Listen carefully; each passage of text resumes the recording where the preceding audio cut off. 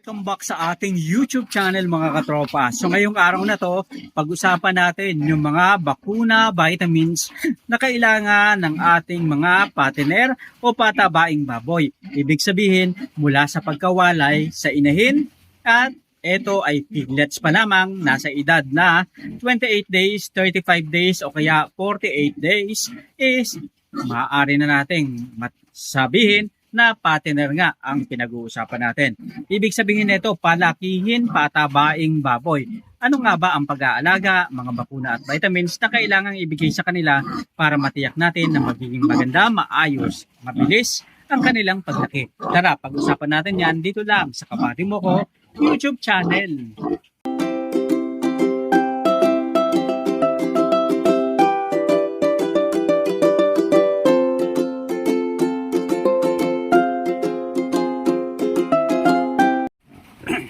Isang napakagandang araw sa inyo mga katropa.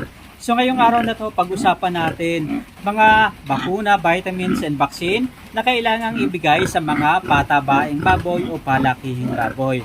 So nandito tayo sa Baboyang Walang Amoy kung saan makikita natin etong baboy na malapit ng manganak.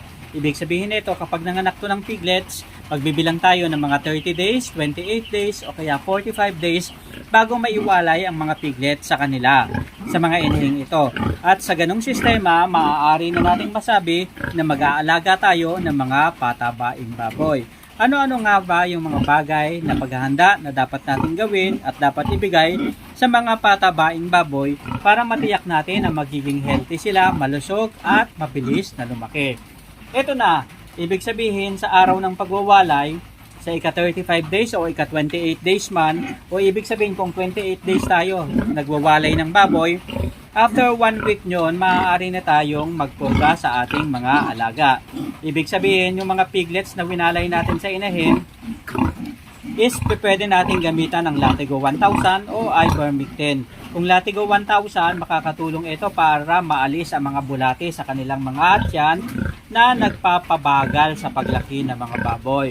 Ang isang sachet ay maaari nang magamit para sa 10 piglets. Ihalo lamang ito sa mga tubig o pagkain na kakainin ng ating mga alagang baboy. Ikalawang bagay naman, sa ikagulang na ika-36 o 42 days, maaari tayong magbigay ng pulse medication. Ito, binibigay katulad ng Betracin Gold upang maiwasan ang pagkakaroon ng pneumonia. 2 kutsarita lang kada galon ng tubig na iinumin ng baboy ay sapat na para makaiwas sa pneumonia ang ating mga alagang baboy. Makakatulong ito para at least matiyak natin na maging healthy sila. Ibig sabihin pala, 2 linggo o 3 linggo after na mawalay sila sa inahing baboy, pwede tayong magbigay-bigay pa konti-konti o paminsan-minsan ng Betracin Gold. Ito ay iwas pneumonia sa kanila. Naalala nyo ba yung sa isang episode natin na sa gulang na ika-21 days ng baboy, maaari tayong magbigay ng Coglapest. Ngayon, pag-usapan naman natin, booster shot ng Coglapest.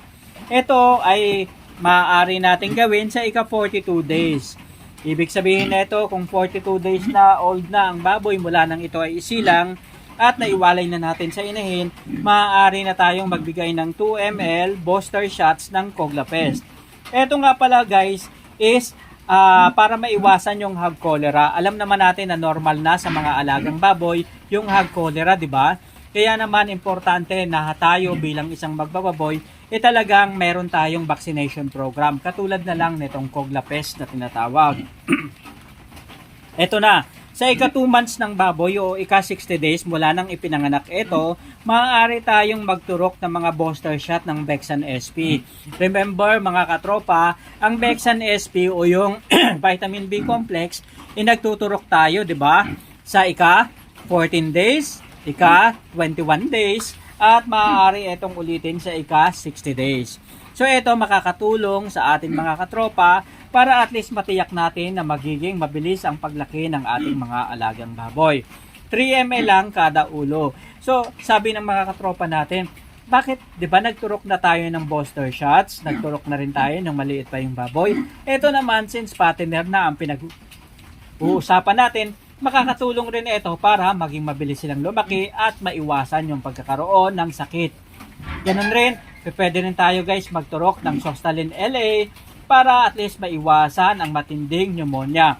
Alalahanin natin na lagi nating tandaan bago tayo magturok ng mga Sostalin LA, yung mga antibiotic, antibacterial, tiyakin natin na may sakit talaga yung ating mga alagang baboy.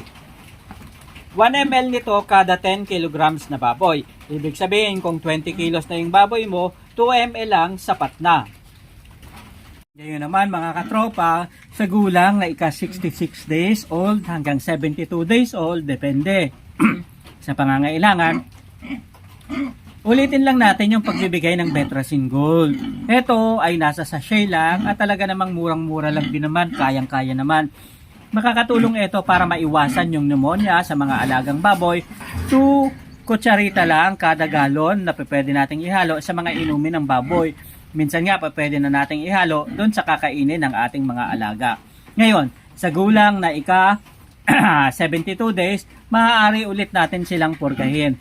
Ibig sabihin nito, halos every month pwede tayong magpurga ng ating mga alagang baboy. Karaniwan natin itong ginagawa, ang pagpupurga, inasa sa inyo, depende kung monthly nyo ba, gusto nyo every 30 days, or every time na magpapalit kayo ng pakain sa mga alagang baboy. Ang pagpupurga ay nakakatulong upang maging mabilis ang paglaki ng mga alagang baboy at syempre maiwasan yung mga bulate na nagpapabagal sa kanilang paglaki.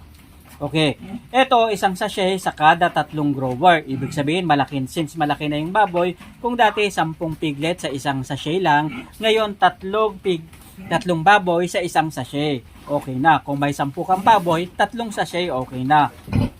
Ngayon guys, pag-usapan naman natin Betracin Gold Impulse Medication sa ika 96 days to 102 days at uulitin natin sa 115 to 120 days upang maiwasan yung pneumonia. Impulse medication lang to mga katropa ha. At syempre maaari rin tayong magbigay ng Betracin Ultima kung nakikita natin na may malalang infection o komplikasyon dulot ng pneumonia. Kapag nakikita natin nilalamig, nanginginig yung ating mga alagang baboy, mag-impulse medication na tayo. Kung laging taglamig, Betracin Gold, Betracin Ultima, makakatulong yan para at least maiwasan na natin ito sa ating mga alagang baboy. Yung sakit-sakit na katulad nito, talaga namang ito yung iniiwasan natin at gusto nating wag nang maranasan na mga may babuyan. Bilang isang magbababoy, yung mga bagay na katulad nito, mga dapat nating ibigay sa ating mga alagang baboy, dapat alam natin bago tayo pumasok sa negosyo ng pagbababoyan. At dapat pinaghahandaan natin dahil ito, dati simple lang, 'di ba? May alaga tayong baboy, palakihin natin, iwanan natin sa koral, okay na. Pero ngayon, ang pag-aalaga ng mga baboy, mayroon na talagang budget. Kaya kailangan importante na sa bawat gastos natin, sa bawat budget at puhunan na inilalaan natin, winawaldas natin sa babuyan, dapat maibalik yan. Kaya naman importante yung tamang pag-aalaga ng mga baboy.